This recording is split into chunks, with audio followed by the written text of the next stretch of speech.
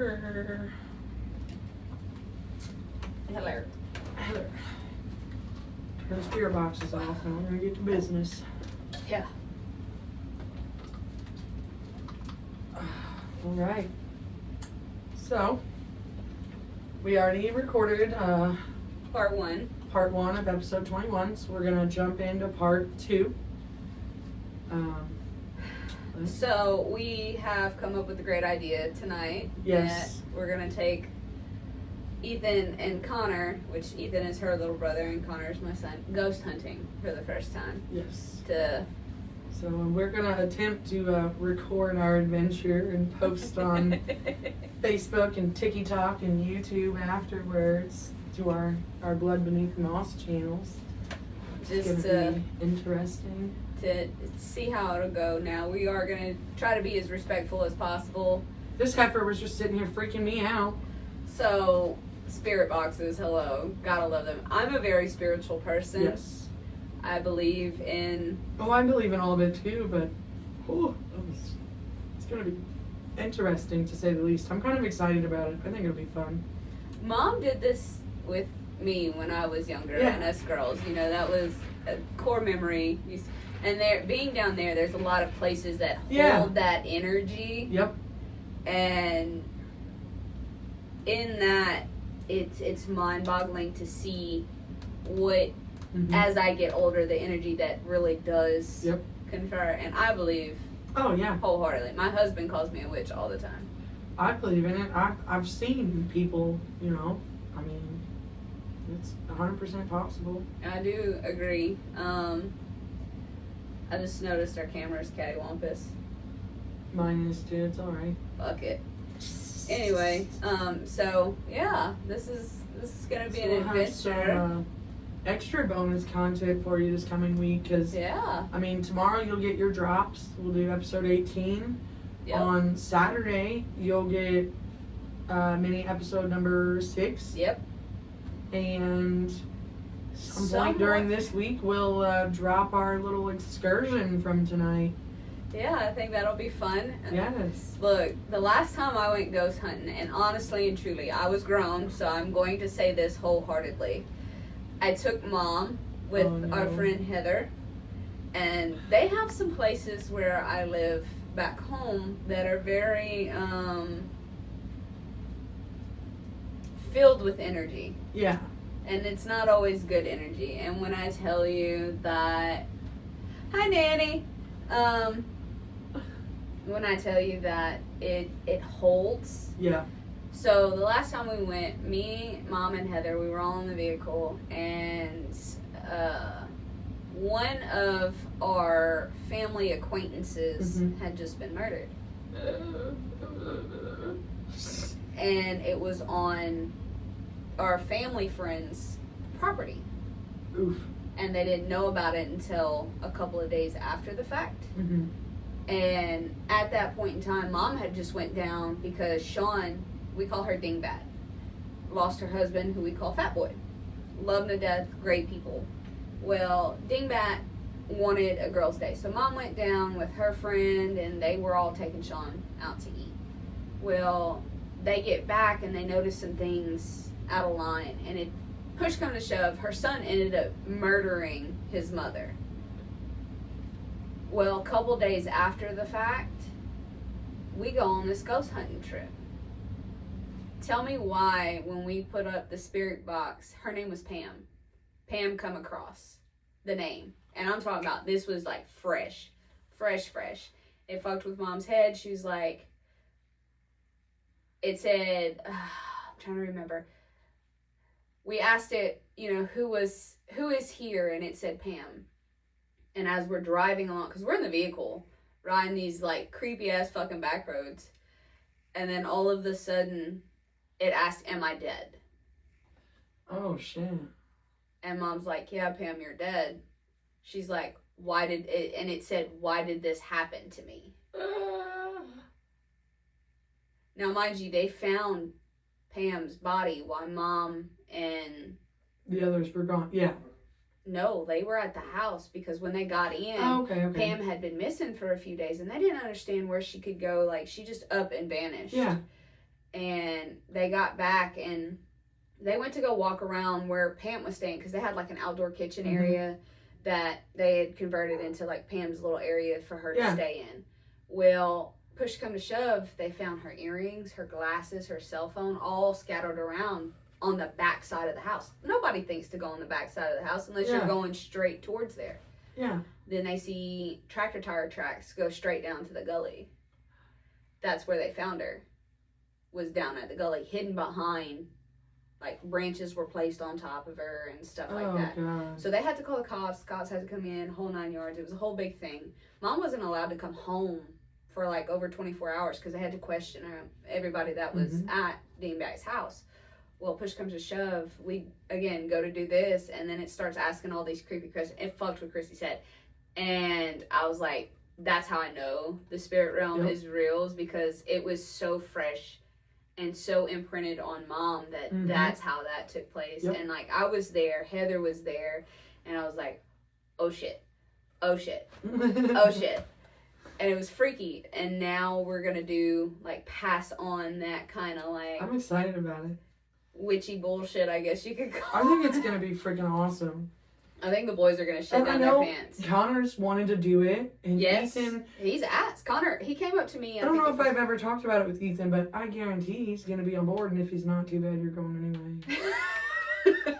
Ethan, I think Ethan would be into it because he's into the scary movie and stuff. And Connor is too. But Connor, he gets so mad when I don't let him listen to like our podcast about certain things, and he's like, well, we listen to other podcasts. I was like, yeah, but those other podcasts are censors. Me and Aunt Abby's is not. Yeah, like Harley, she likes to listen to it too. She's got to listen to 3 or 4 episodes. That's it. Because, girl, you don't need to hear some of this stuff. No, But I think that would be a fun, because Connor, when we first started doing this podcast, he came up to me. He's like, Mother of the Step. I was like, yes, son. He's like, how do you feel about ghosts? So I divulged in him. I was like, you know, I believe in that kind of stuff. He's like, I want to go ghost hunting. I want to know if it's real. Oh, we're gonna do it. So I was like, my little creepy heart just went palpitating, and I was so excited. I was like, this is gonna be epic. And I'm excited about it. If I screech, sorry. I find it. I'm telling you, it says get out. My bitch ass gone. Oh, I'm bitch. I'm gonna push you down to run. Okay. I don't fucking run. I don't either. I'm fat, but I'm gonna shove you out the way so I can. At least a head start.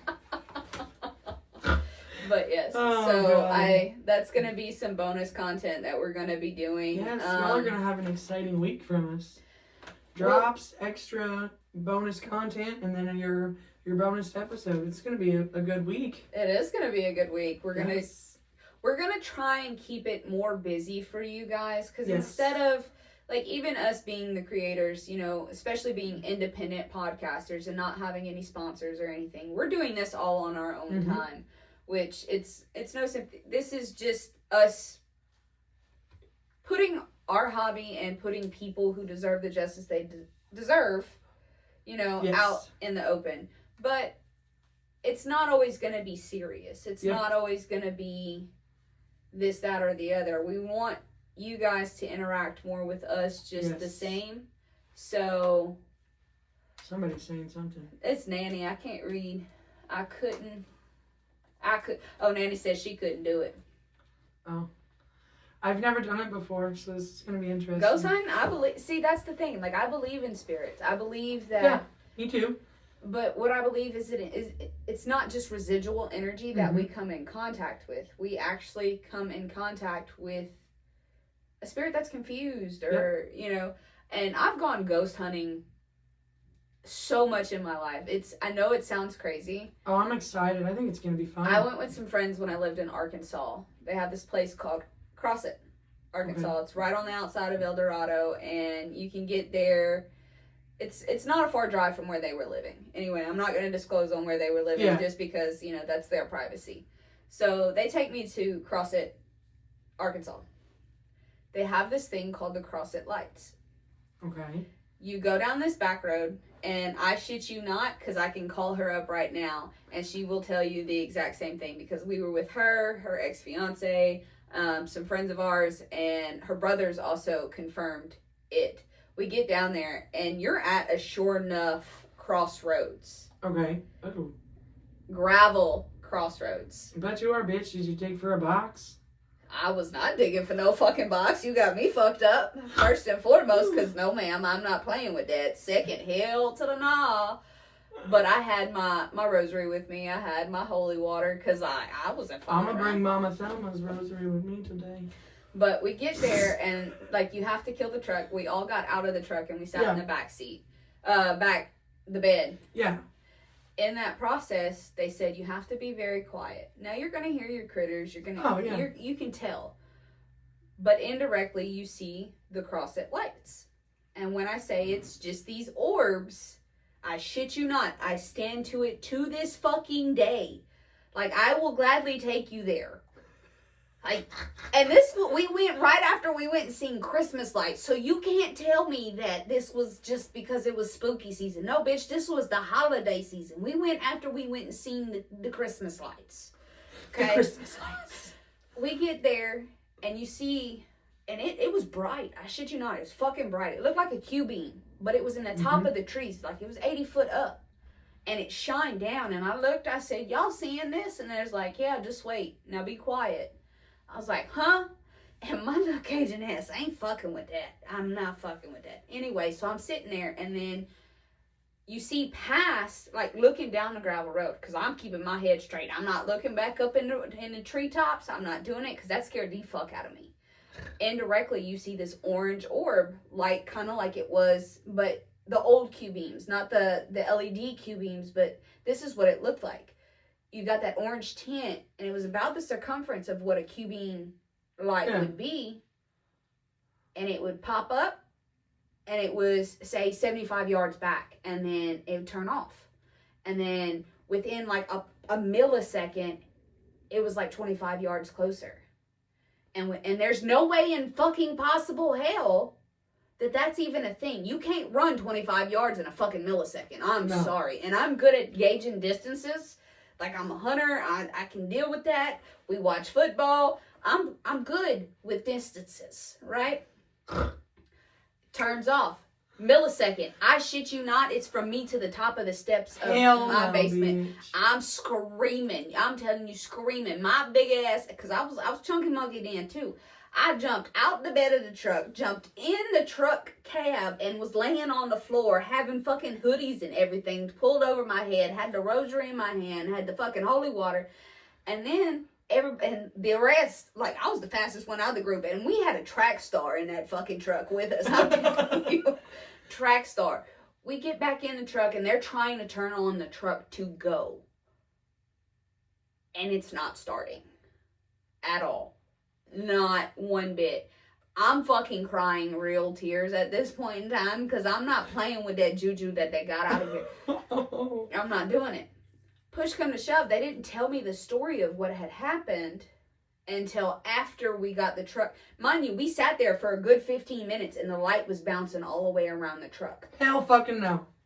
I'm not looking. I can't neither confirm nor deny at this point in time, but I'm not looking because I'm still on the floorboard crying my eyes out. Crying my eyes out. Jesus. Like real tears.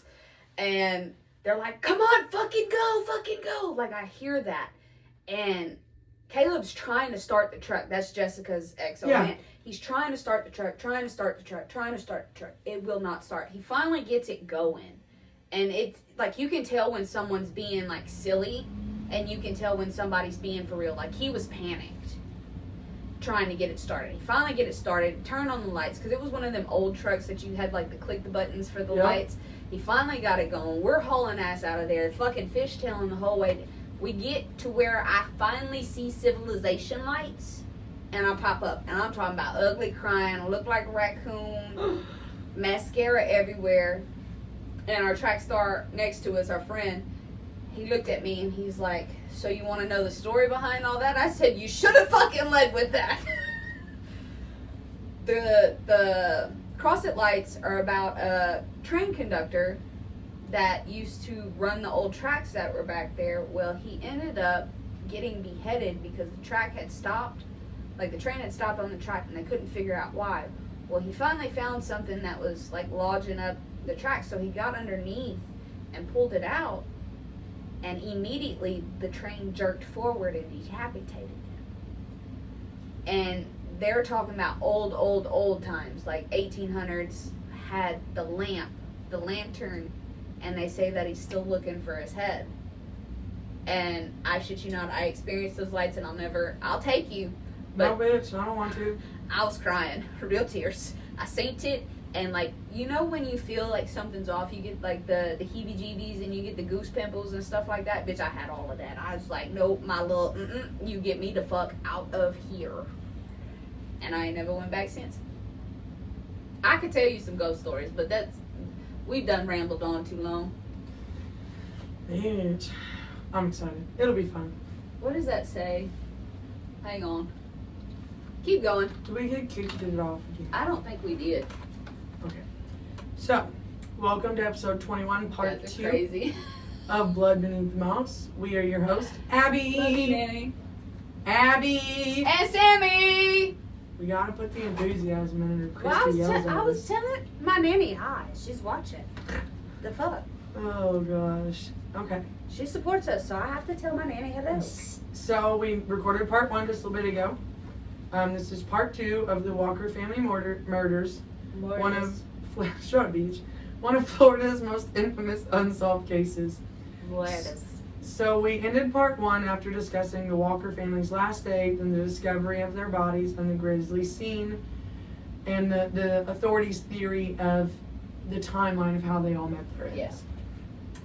What I will say so far in our podcast journey is this was the hardest case for me to research and to talk about. I really mean that. Like, this case is stuff of nightmares, and I legit dreamt of this after starting the research. It's funny you put this in your title. You know how we've been coinciding for the past like 4 episodes? I literally just put that on the case that I'm typing up when you showed up today. That's awesome. Literally showed up today. I was in the middle of typing the next my next episode, getting it all written down, and I said I cannot fathom. I did not want to do this case because of how grotesque and how brutal this is, and doing the research with this, because I've been researching this one for like 3 weeks now. It has messed with my head. Stuff of nightmares, man. Yeah, and I've literally said that in my type. I did not want to do this case because this is the stuff of nightmares. Oh my god. That is funny. Damn, alright. Well, I'm gonna jump right back in on the case with what was taken from the house.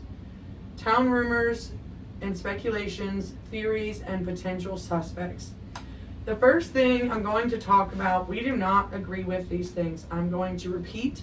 They are quoted from the people in Osprey and people who knew the Walkers personally. So again, don't come at us. Don't come at me, Sammy, the podcast. Well, I did say it in the first one that she was hot twatting. This is worse. She was hot twatting. But I do not condone hot twatting leading to murder. Like, if you gonna hoe out on your own time, that ain't my business. That ain't no. Yeah. But don't do it when you're with someone. Yeah. Leave your husband or your partner or your girlfriend. Yeah. That's what I was getting around for part 1. So if you caught that and thought me being crude, that's not the case. It's just be a decent human being and don't run around on someone that has nothing but love for you. Yes. Okay. So again, don't come at us. What I'm about to repeat, again, is not our words.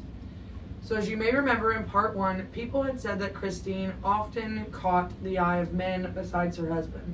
Some even said she played into the attention with, as they would call it, her risque clothing choices for that time of short skirts, low-cut tops. So after the news of the murders has gotten around, there were the obvious shock and horror of the nature of the murders, but for some of the sick-minded people in Osprey, the shock and horror didn't even faze them. They would go straight into blaming Christine for the tragic series of events. The town gossip mill was full of people accusing Christine of asking for it and saying other things along the lines of she had been stepping out on her husband, as well as she directly caused and deserved the attack because of the way she flirted with men and because of her actions It was 100% her fault that her and her family were all brutally murdered. I do not agree with that, but again, I said what I said about her. Like, if you're going to run around on your... That's different than, this. That's what I meant by, Yeah. like, she was asking for it. Like, if you're going to seek the attention of somebody else... You're going to get the attention of somebody else. Yes. But don't do it while you have a partner. Yes. So... These comments were absolutely awful. The family was brutally murdered, and people used it as a gossip topic and to blame the victims. This was gross behavior. No one is ever asking for it, and no one deserves to be murdered. That's all I'm going to say about those shitty, rumors and gossip mill of Osprey, because what she's saying, if you're seeking the attention, you're asking for the attention. Yes. She did not ask for her and her family to be murdered. So for people, especially in that time period, that's heartless. Yes. What I meant by mine is like, it was totally different. It wasn't, but it sounds harsh. So I get where people would be like, they would think that I'm crude for saying what I say. It's not that I'm saying she's asking to be sexualized. I'm not saying that she's asking to be. She's seeking someone else's attention, so she's asking for someone else's attention. So she might not be getting it at home. I should clarify this so nobody comes at me and saying that I'm just ruthless. No. Anyway,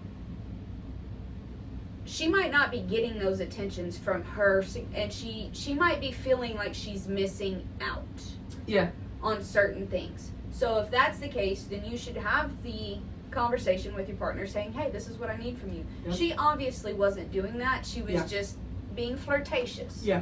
Okay? Well, that will lead to problems. That's what I said, that she was asking for the attention. Because obviously there was a lack here, so she needed it here. Yep. But that does not condone murder. Yeah, exactly. That does not condone sexualized rape or... So, like she said, we're not saying... she's asking for it. She didn't. These people, their opinion is way different than what Sammy's was. She's saying, she wanted the attention, she asked for it, she got the attention. These people are saying that by seeking the attention, she got what was coming to her. She fully is responsible for her and her family being murdered. No, she's not. No. That is the grotesque behavior of a sick, twisted fuck that lived around that area. I agree with that. I agree with that. Yes. If you want a hot twat, like I said, go hot twat. But do it when you don't have a partner. Yeah, that's true. So, let's talk about the things missing from the Walkers' home. These were simple people, right? They lived a simple life. They didn't have a whole lot. But one thing that they did have and they valued very much was their marriage certificate. Okay, hold that. How are you going to value a marriage certificate? Maybe it was the husband. I don't know. Just hold on.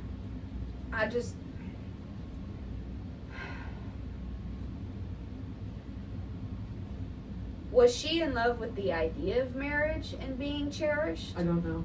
Or was she in love with the idea of being prized? Never said anything like that. No. Because I'm not knocking her. No, I know. I'm not. I need that to be very, very fucking clear. I'm not knocking her. But there's contradictions I know. within this that my married brain does not comprehend. Yep. So, they valued their marriage certificate, and when authorities arrived at the house, news had already traveled around town, and some family members even started showing up at the house, as well as many onlookers and looky-loos. Authorities did not shut up. Did not secure the scene well enough, as family members were able to enter the home, and they were very quick to let authorities know that their marriage certificate was missing and not hanging up on the wall where it had always been hanging. I'm going to note here before I step into the next thing that was missing is, after that was said, authorities searched the entire house and property. It was nowhere to be found. So somebody took their marriage. Somebody took it, okay. Yes. Because it was like framed, everything. It was up to show, whatever. You know what I mean? And it was so gone. it sounds like she was just hearing this and having my previous statements It sounded like she loved her marriage, Mm-hmm. but she was lacking from her marriage. Yeah. So Which, I mean, her age, 2 young kids. I mean, yeah, I was getting there. It sounds like, you know. Still wanting to be vivacious. Yes. Still wanting to have that. Yep. That free feeling. Yep. That wanted feeling. Yep. When you're a mother of 2, you have a husband. Yep. You know, things like that change. Yep. A woman's Exactly. role is never consistent. It's always changing. Yep. And maybe what I'm seeing from this is that it was not that she didn't want her husband or want to be married, she just wanted more. Okay. Yep. If that makes sense to you. It does. Okay. So another strange thing that was missing was Christine's high school majorette uniform. Some speculate that because the marriage certificate and the majorette uniform were missing, that it was possibly someone who had been in love or infatuated with Christine in high school, and he took the marriage certificate as a symbolic way of breaking up their marriage, and stealing the uniform was feeding the fantasy of reciprocated love. That actually fits. That makes a lot of sense. Yes. That fits. Like, Yes. a lot of times when I hear these crackpot theories, That one, when I read it, I wasn't even going to put, you know, the marriage certificate or that in there. But then when I read that, I was like, oh, that's absolutely going in there. Because that makes so much sense to me. it does. Like, it's fitting. Yes. And you don't hear, doing this, you don't hear of fitting No. theories very often. Because it's like, oh, well, I can see this side. Yeah. Or, oh, that's like on the nose. Yes. The 2 other things that were missing, one of those things was Cliff's Cool Brand cigarettes. Cools. I know. My aunt used to smoke those before she JoJo died. and Stella used to smoke them too, and I remember JoJo used to smoke the green pack, Stella used to smoke the blue pack, and I'm telling you, that was like because they had this old Mustang, off topic real quick, had this old Mustang, red Mustang. Anytime I got in the back seat, mind you, itty bitty back seat in this Mustang, that was like the core scent I smelled, were these menthol Cool cigarettes. And Cliff's pocket knife. I'm going to note, because it's going to be brought up later, the design on this pocket knife, of the handle of it, it had a very specific fruit tree design. So just remember that for a moment. Like an apple tree? It just says fruit tree. It just said fruit tree and everything I looked up. Alrighty. As far as theories, there were a few. Theory number 1. The connection to the Clutter family murders in Kansas that later inspired Truman Caputo's book In Cold Blood. Both family murders happened fairly close together and very close in time. Additionally, since Perry Smith and Dick Hickok would ultimately be convicted and hanged for the Clutter family murders and the similarities to the murders, the authorities always speculated that Smith and Hickok also murdered the Walkers.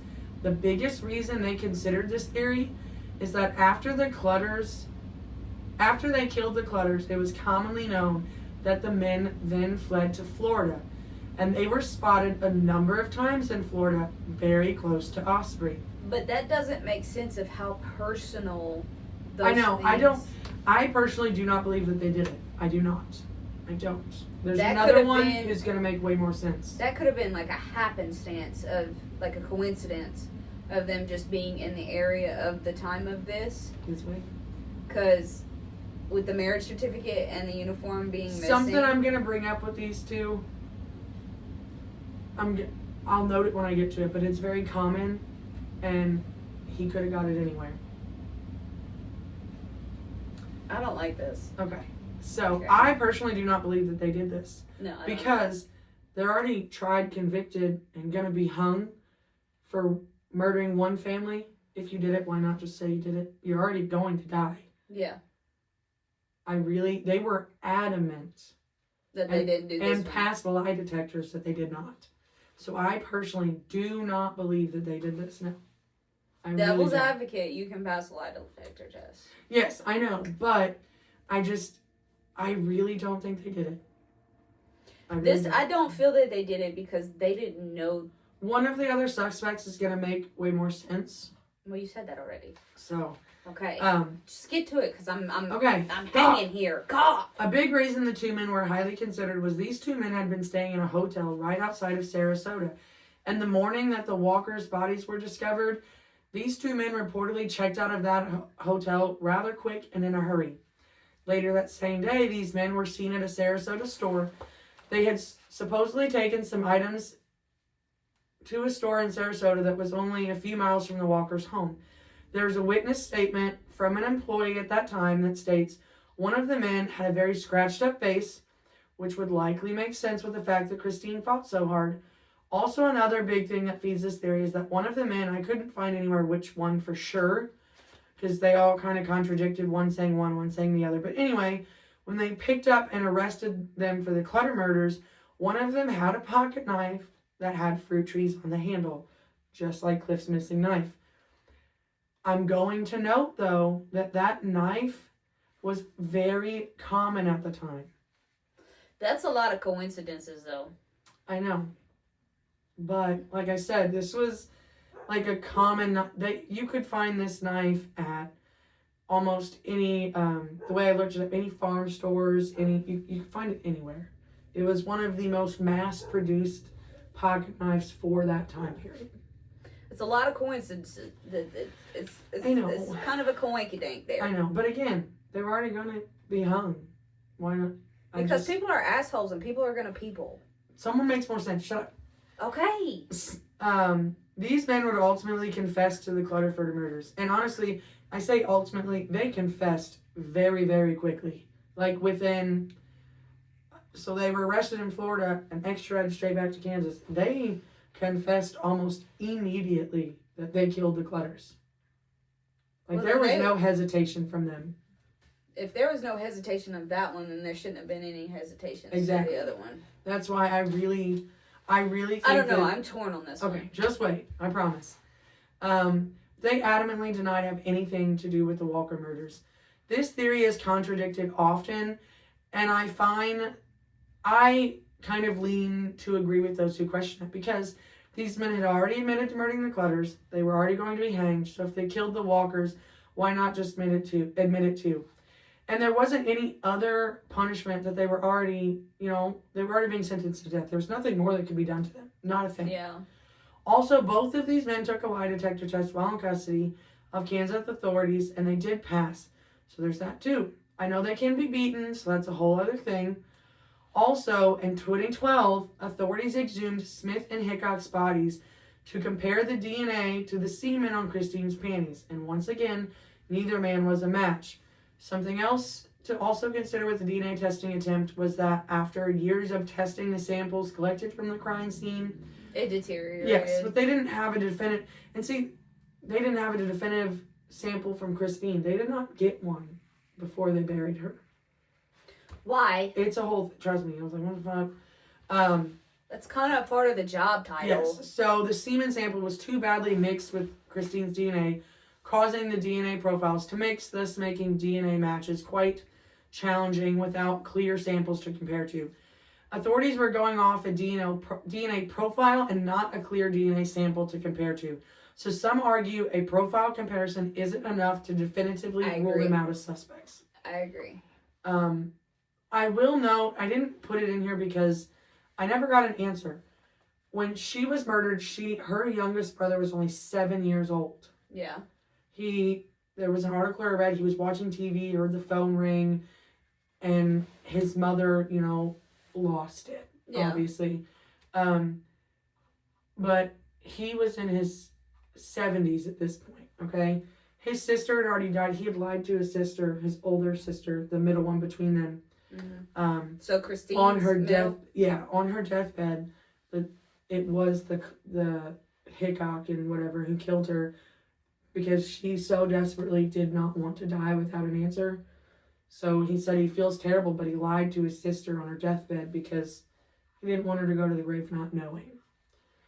He did ask that she be exhumed, and I never found anywhere. Well, he's a match to her, like, in today's... Partial match. Yeah, they can compare.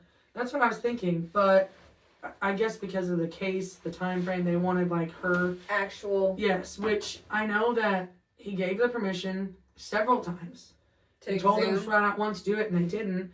And a second time, a detective asked him, and he goes, "I've told you once before, and I'll tell you again.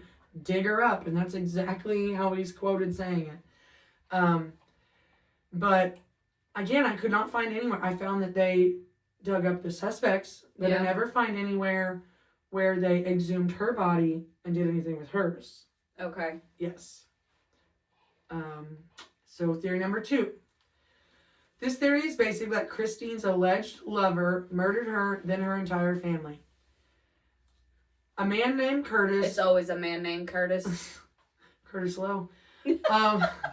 Was, and to some is still a very promising suspect, as it is rumored that he and Christine were lovers. But it was just rumors. Some of Curtis's family members, as well as some of Christine's family members, suspected that the two were having an affair.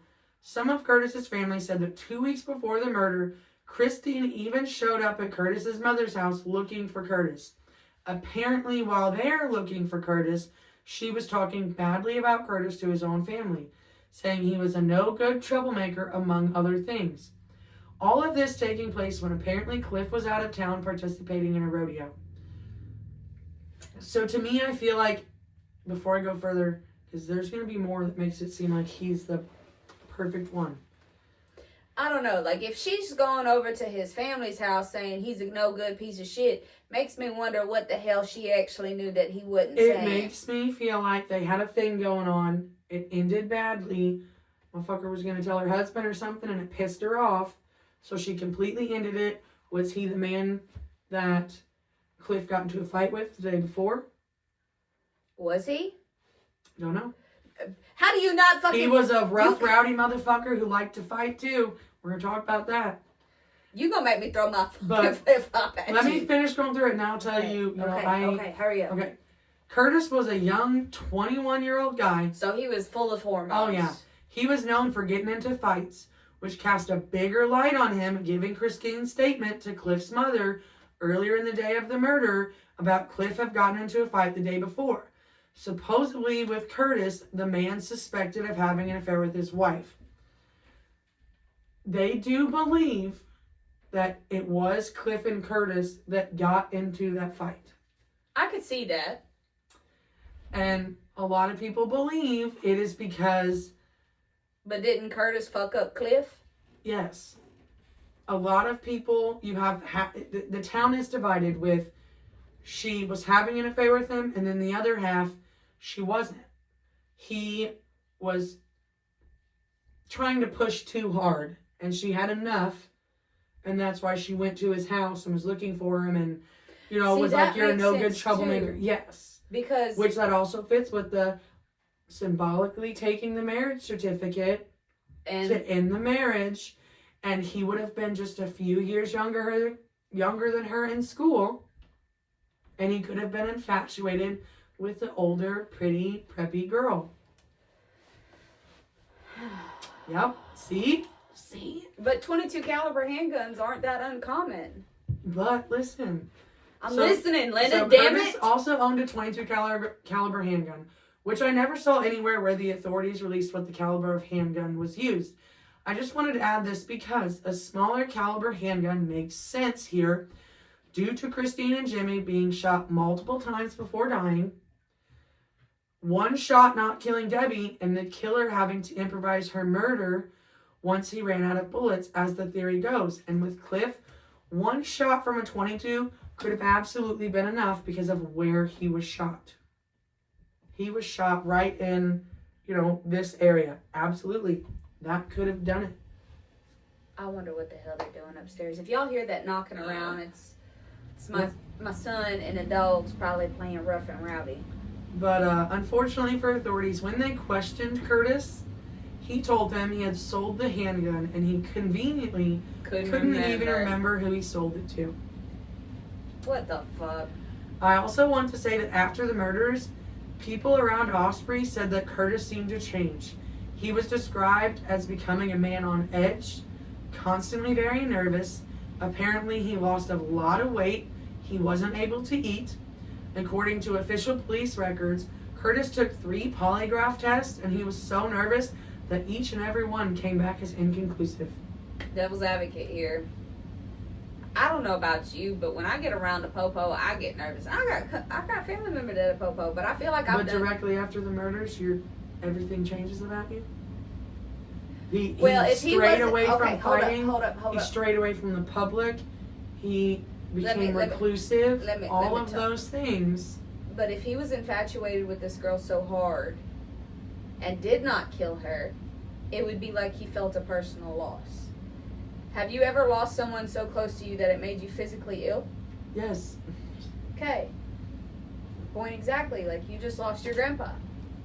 I But don't imagine being in love with someone, granted, especially if they didn't love you back, and that person being gone.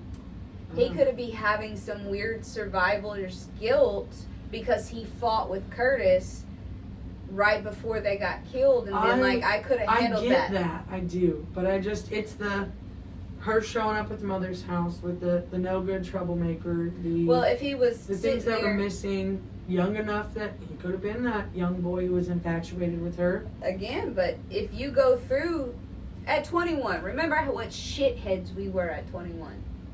I was having a baby. Shit, I was a shithead. Oh, I was too. I did my shithead stuff in high school. I was a shithead. And in the process of that, like, you get caught up. What if someone says something that's not true? You know, I want to feel like the bigger and badder guy, and I want her to notice me, so I'm going to talk shit here to get her, because no attention is still attention, better attention, than having none at all. I get it. I don't know. Devil's at, like, I see where you're going with this one, and I see how you can piece it together to fit it, but I also see the other side, because grief takes on... Yeah, it does. I don't know. Something about, just researching it, something about him just rubbed me the wrong way. I just feel like... Maybe it's the way the stuff about him was worded when I was researching it, too. I can see that, but there's too many coincidences for the first set for me to just disregard and put this as that. Oh, I get that. Granted, I could see but there's a time frame in that. Okay, small town life, word spreads like wildfire, right? So you got this kid who hears about the murders before anything.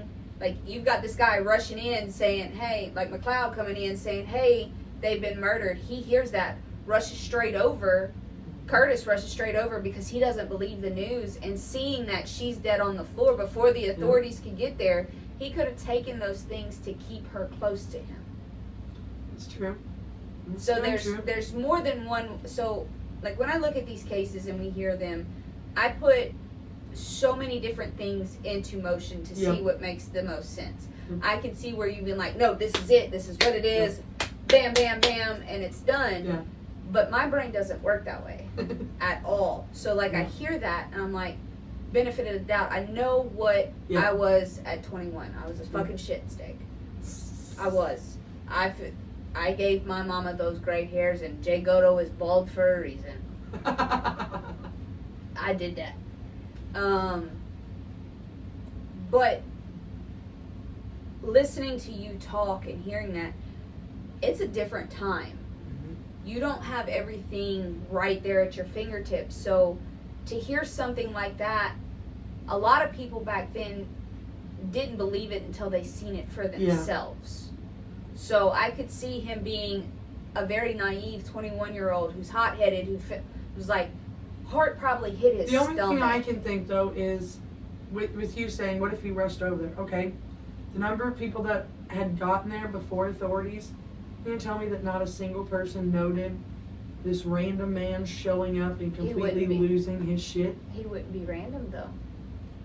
Or anyway, because the town has already made their speculations. So noting this troublesome 21-year-old that they suspected of having an affair with him showing up at the crime scene, they're not going to mention that as they're being questioned too because they're there? He might have been. We're not there. We cannot say. So I will say there could have been a point in time where he showed up and nobody was there. That's true, yeah. So they might have had people show up, but it all depends on who's fat. At 21 years old, you got a shit ton of stamina.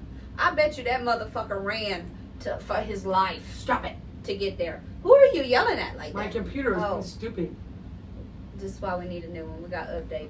Anyway, it's really operator error mostly on my part, but it's whatever. We'll get it. So that's how I feel about it. Like, I feel like he could have got there, and the marriage certificate, I can see where you say that's the end, but he probably seen her signature on it and was like, that's a piece of her. Mm. And then sees her majorette uniform and was like, this is how I want to remember her. But I would assume, though, if he took those, that's the other thing. So, okay, kind of contradict myself here. They searched for his 22 and didn't find it. So, okay, kind of throwing a hole in my own thing here. They searched for that, didn't find it. They obviously didn't find the marriage certificate or the majorette uniform with this stuff either. Okay. If you take that from a knowing crime scene, are you going to put that in an access that you're able to just have anybody find? Okay, but also with the ones who murdered the Clutters. Explain that one. What are you talking about? The one that murdered If he didn't take them, and they searched all of his things in anywhere he was known to frequent, okay, to look for that 22, and they didn't find the uniform or the marriage certificate, someone else had to have taken it. So if those other two took it, what did they do with it? Because they sure as hell didn't have them when they were arrested. No, but and it was never found in the hotel. Again, knife. a very common mass-produced knife. It's too many coincidences for me. Girl, I looked it up. That same knife was sold in almost every state in the U.S. Doesn't matter. I don't know. I don't feel like he's it. I feel like he was a part of it, but I don't feel like he's it. So I'm not saying that the other guys are even it. I'm just saying that with the circumstances at play, I'm not saying boring you again. No, it's a lack of oxygen, you crusty fuck.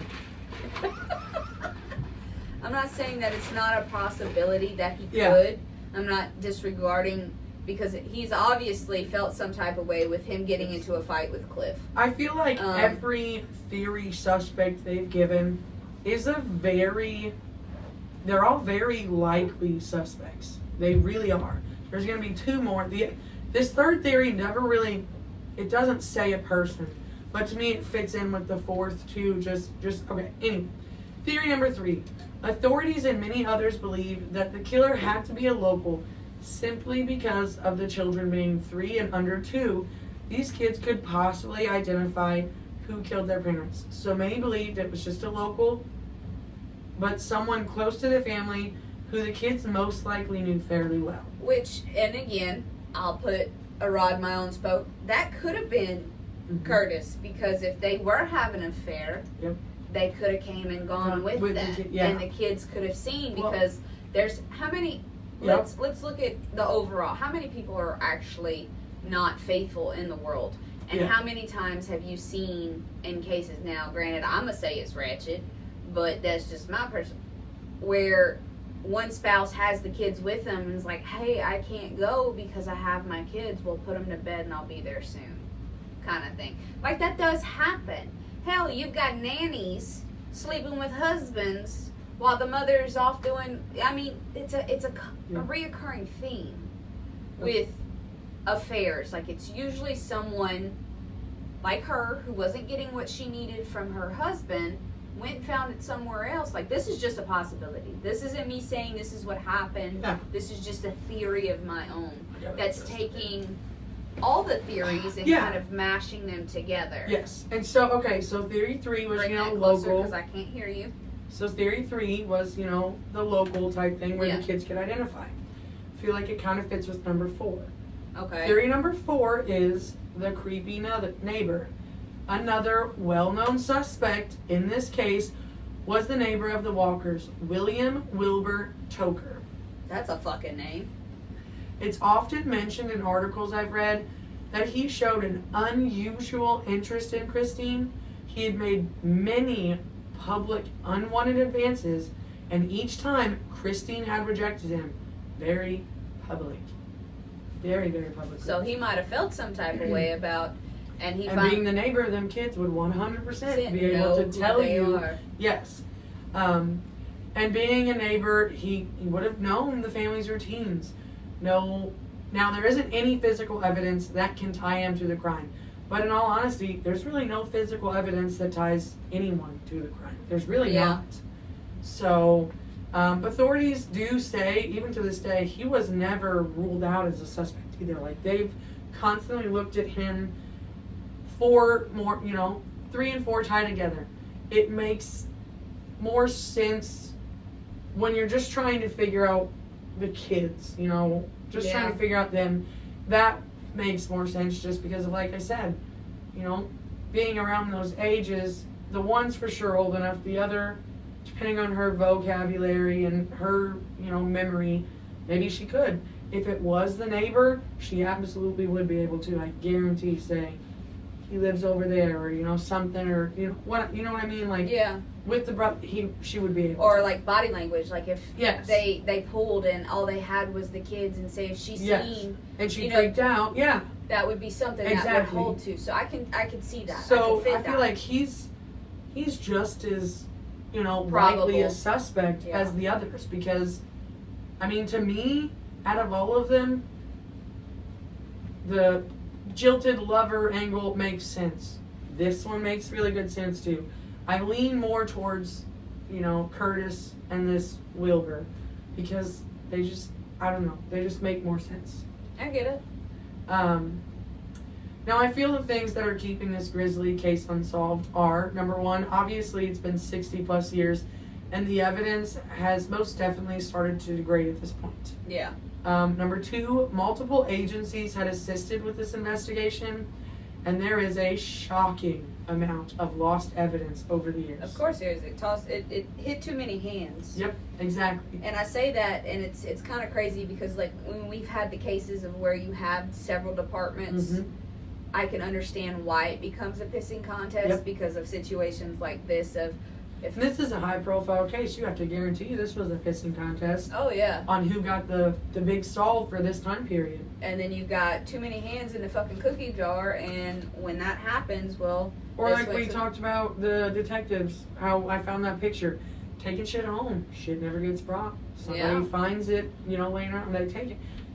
There's so many different things when you have too many people touching something. Yes. Number three, authorities had very little control of the crime scene. They had family members, neighbors, even just the looky-loos walking all over. Shut up. Walking all over the scene. Number four, most of the original suspects and witnesses are long dead. Yeah. This is going to be probably one of those historical cold cases. Yes. Historically closed cold cases. Yes. Number five, almost all the DNA collected was either contaminated or partial DNA profiles. So to me, this is one of those cases I feel will most likely never truly be solved. It's been 60 plus years. Most of the family members of Christine and, all of Cliff's are gone. I could not find a single living one. The only one I found of Christine still was her brother. I would assume maybe he had some kids or something too, but the only one close to her that would have known her at that time was her brother. And, he's not, he's older. You just can't push for answers like they used to. Yeah. This was by far one of my hardest cases. The killer in this case was absolutely one of the worst killers we've discussed so far. At least that's how I feel about this one. Discuss, yes. The next case, I didn't want to do it. Yeah. So. That was this one for me, so I get it. I didn't want to do it because it involves, high profile gangs, and it involves with skinning torsos, and now mind you, this is one little girl that they did all this to. I say little, she was 17. So still a little girl. Yeah. So hearing the family aspect, this is probably the worst one we've heard collectively as a family. Then again, the Axwell murders too. That one was still pretty fucked up too. That one was pretty fucked up as well. The further we get into this and the further we start this, I feel like we're on the same page though more as we go. You did your Ashley long heavy runner, okay? Yeah. And then I did the one we're gonna drop in 2 weeks Yep. is Susie Popart. Didn't even look at each other's stuff. While you were typing that one, I was typing mine. Missing and murdered Indigenous women. Like, we're kind of just... On the same It's weird. page. We're on the same wavelength with it, which is kind of cool, too. It is. But it's also showing as we further get it. Because in the beginning, we didn't prepare. We didn't go as hard, I feel like. Like, we did decent for Gina Dawn Brooks, and we did decent for the Jeff Davis 8. But I don't feel as we went as hard as we have up until this point. I have an idea. Let's hear it. It's totally off subject, but you mentioned the Jeff Davis 8. Yeah. When we go home in March, we should do our ghost hunting then. So a lot of the places where those women, Mm-hmm. you still can't. Like you can go like on Grand Mare, and you can go on one of the back roads that's back there. But a lot of those places, Girl, you can go to some of the places they were last seen. I can bring you to where they were. I can wanna show do it you. so bad. I can show you where I grew up. I can show you where they found, See, this is what I mean. We get off topic really easy. I'm sorry, guys. we got ADD brain. But that's still a very touchy subject down there. We be quiet and careful. It's not even just that. It's the fact that, like, the other day I had a lady on my Facebook. I guess she's seen where I commented on Louisiana's podcaster thing. And she sent me a message. She's like, I really did know Loretta. And she wasn't what they portrayed them to be. Like, this still hits hard. Oh, yeah. For a lot of these people in these communities. And the lady that messaged me, she was beautiful. Mm-hmm. Absolutely gorgeous of a woman. But she still felt that loss of Loretta. Oh, yeah. This has been 20 plus years. I know. We got problems. Sorry. It's been 20 years. 2000. Oh, 2000. Yeah. Started in, the 2006. and ended in 9, right? Close to 10, but yeah. Yeah. Yeah. So, yeah. I mean, this is a big thing still. And, like, I can show you, because they still have crosses in some of the areas that are where the girls were found and all that. Hell, I had talked highly of Imani, and she's in fucking prison. Which is mind-boggling to me. I still think that's funny. When you told me that, I about shit my pants. Dude, I was like, well, we know I'm not a good judge of character. Because she was just the sweetest thing to me. Like, she was never cross. She was always very polite. Obviously, you didn't make her mad. Obviously. And the crazy thing is like, when I was dating her brother, like, it never did. Yeah. He was never like that. So I was like, ooh. Had a moment. But push come to shove, what I'm getting at is, like, when we do go home, I have no problem bringing you to show you these places, because that's kind of why I was, like, wanting to get out, because I send you all kind of crazy stuff on TikTok, right, of, like, the most haunted places, or when it comes to those haunted places, you have the true crime stories that go with those haunted places. For the most part, yeah. There's several here in Illinois. There's several in Missouri. Yeah. There's a shit ton in Louisiana. Well, yeah, because y'all be raging Cajuns. Y'all be raging, all right, apparently. Wrong kind of raging, fool. Apparently not. Wrong kind of... Apparently not. You know how Louisiana... You know how... Y'all party too hard at something. Y'all either raging the wrong way or you partying way too hard, okay? You know how Louisiana came to be? Prostitutes. Yeah. I know. There's half of your fucking problem right there. They just be tricking out here, bro. Oh my god. I'm done. It's all out of love, guys. It's all out of love. Oh man. But yeah, there's a lot of things that come into play, and like a lot of these haunting, chilling stories that we cover. Like, I'd love to go and see where these things took place. Yes. Not out of morbid curiosity, but out of kind of like respect of what I'm researching. Yeah. If that makes any sense. Yep. Because if I have the research at my fingertips, I should be able to say, I've seen this in this view. This is my partake on it because I was there. Yep. Not there during the murders, but there to assess afterwards. Oh, exactly. I eventually want to be able to go and see each of the places that we've covered. That would be really cool. Even if it's just going into the town and asking a few of the older locals, like, what do you think of this? Or having, like, those... Like a revisit for each one. The ones we could get someone, or people, multiple, whatever, willing to be like, well, I was around during this time, and this is what it was like. This was the atmosphere and community afterwards. I mean, that's actually kind of cool. That's what I see when I picture Blood Beneath the Moss, is that... Yes, it was tragic for these, but there's some of these cases, like this one, we're never going to be able to get that because it's going to be historically closed as a cold case. Yep.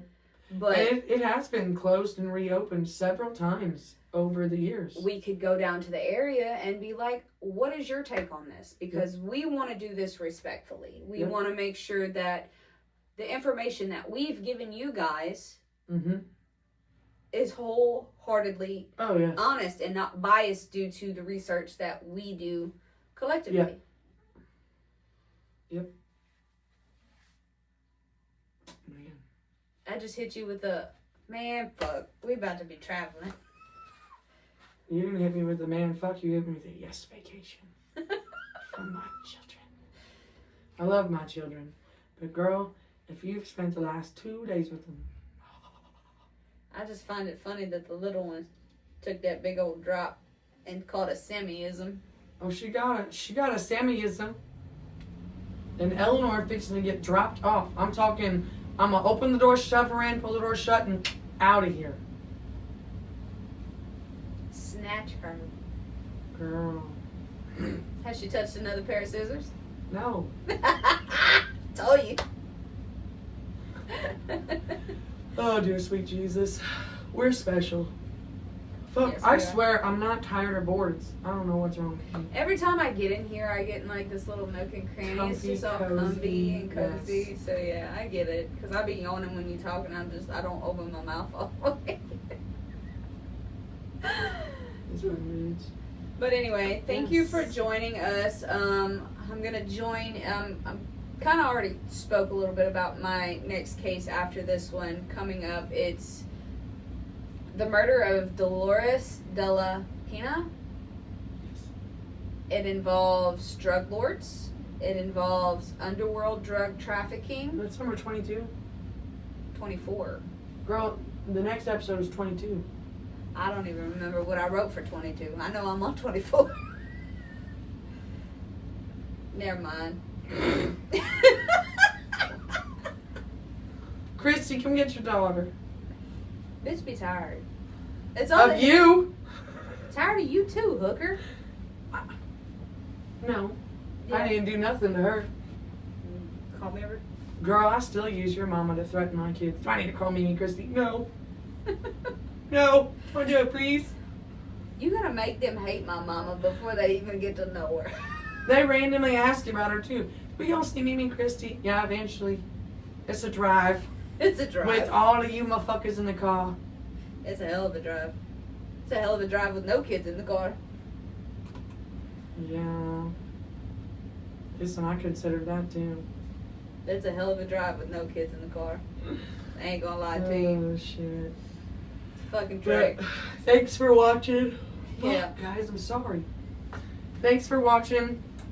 Join us next week for CMAD 22 for a sneak peek. And for those watching on the live, we'll drop some episodes for you tomorrow.